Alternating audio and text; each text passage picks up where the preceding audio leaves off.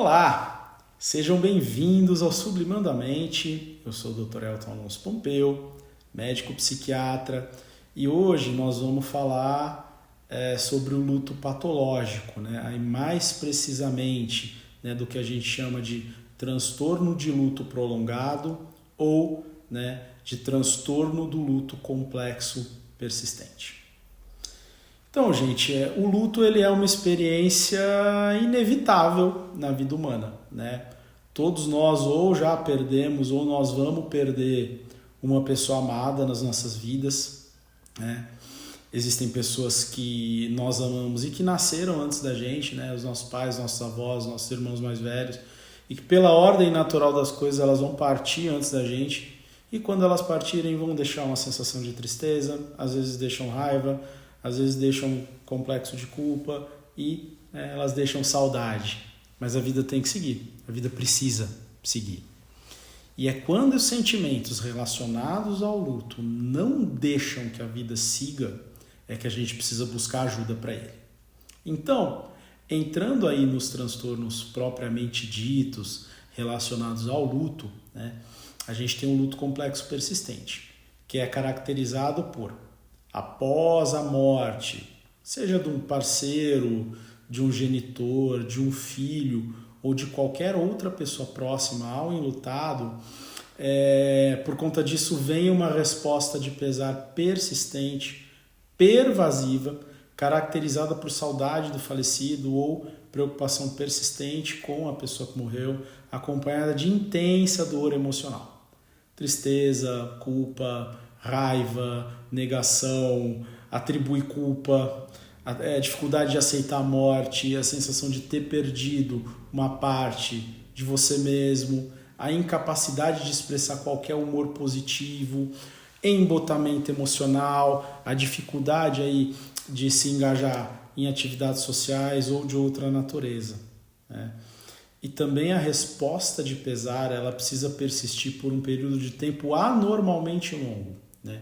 Um período de 1 ano ou até de 6 meses, dependendo da idade da pessoa enlutada, da gravidade do prejuízo da pessoa, e ela precisa exceder claramente as normas sociais, culturais ou religiosas esperadas para o contexto do indivíduo.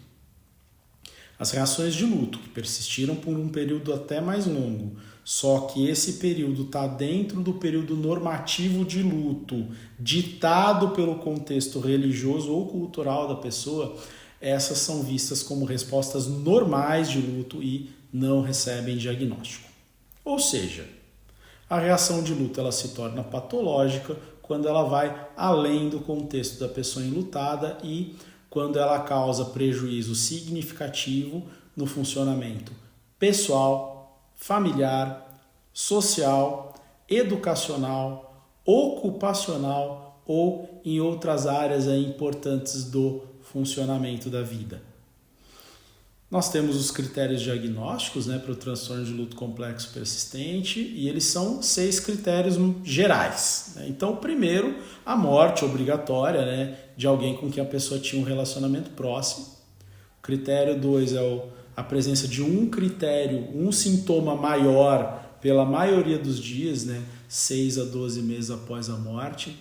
Esses sintomas maiores são saudade persistente do falecido, intenso pesar e dor emocional, preocupação com o falecido e preocupação com as circunstâncias da morte.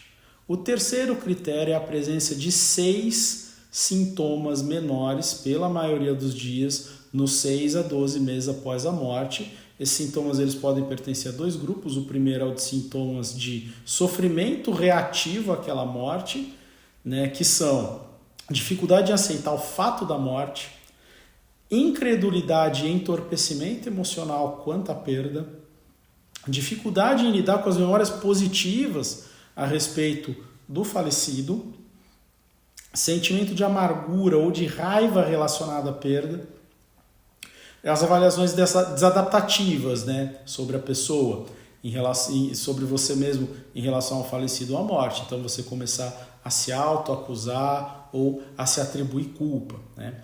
E o segundo grupo, né, de sintomas menores são sintomas de perturbação social da identidade. Então, por exemplo, o desejo de morrer para estar com a pessoa morta, a dificuldade de confiar em outras pessoas desde a morte, você se sentir sozinho ou isolado de outros indivíduos desde a morte, sentir que a vida perdeu o sentido ou que ela ficou vazia sem o falecido, ou acreditar que você não consegue funcionar sem a pessoa falecida, confusão quanto ao próprio papel na vida, ou você se sentir diminuído quanto à própria identidade, por exemplo, você sentir que uma parte de si, de você mesmo, morreu com o falecido e dificuldade ou relutância em buscar os seus interesses ou de planejar o seu futuro desde a perda.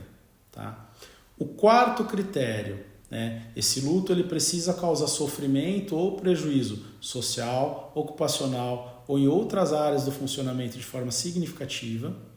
O quinto critério, a duração e a severidade da reação de luto ultrapassarem claramente as normas sociais, culturais ou religiosas esperadas para a cultura e no contexto que o indivíduo está inserido. E o último critério, os sintomas não serem melhor explicados por outros transtornos mentais e nem atribuídos aos efeitos fisiológicos de uma substância psicoativa ou de alguma outra condição médica. Então, ainda falando desse último critério, nós vamos para os diagnósticos diferenciais, aquelas situações que podem se confundir com o luto patológico. Então, a primeira delas, mais óbvia, é o luto normal.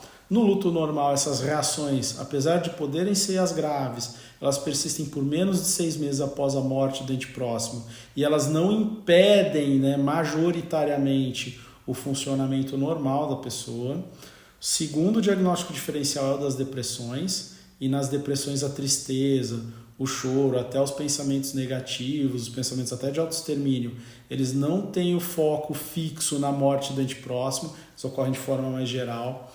Transtorno de ansiedade de separação, e na ansiedade de separação ela se refere a uma figura atual, uma figura presente na vida da pessoa, ao invés de se referir a alguém que morreu, ou o principal dos diagnósticos diferenciais, que é o transtorno de estresse pós-traumático. Aí, para quem quiser saber mais dele, é só checar o vídeo que já temos aqui no canal sobre esse transtorno. E o transtorno de estresse pós-traumático ele tem várias características comuns ao luto complexo persistente, como os pensamentos intrusivos, no TEPT, eles são relacionados a um trauma, enquanto no transtorno do luto complexo persistente eles são focados em aspectos do relacionamento com o ente morto. O segundo sintoma em comum é a evitação de lembranças que tragam sofrimento, aparece nos dois. E as diferenças são que no estresse pós-traumático, a valência, o tom emocional daquela emoção associada ao evento desencadeante, ela é sempre negativa, ela é sempre ruim. Enquanto no transtorno de luto complexo persistente, as lembranças elas podem gerar sensações contraditórias, ou sentimentos ambivalentes, que você não consegue definir se são bons ou ruins em relação à morte ou ao falecido. O tempo também em relação ao trauma, ele é mais curto no transtorno de estresse pós-traumático e ele é de 1 mês, ao invés dos 6 aos 12 meses do transtorno de luto complexo persistente.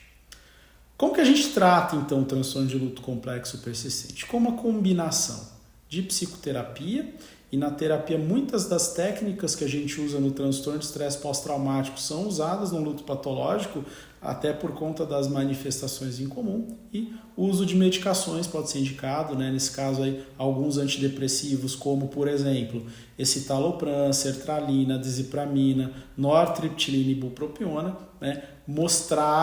eles mostram efeito nos sintomas depressivos associados, bem como uma redução, ainda que sutil, nas sensações de luto ou de pesar, e caso venham manifestações de ideação ou até tentativa de autoextermínio, a gente deve ajustar o nosso tratamento para impedir, para prevenir essa situação mais trágica. Então, por esse vídeo é só isso. Até o próximo.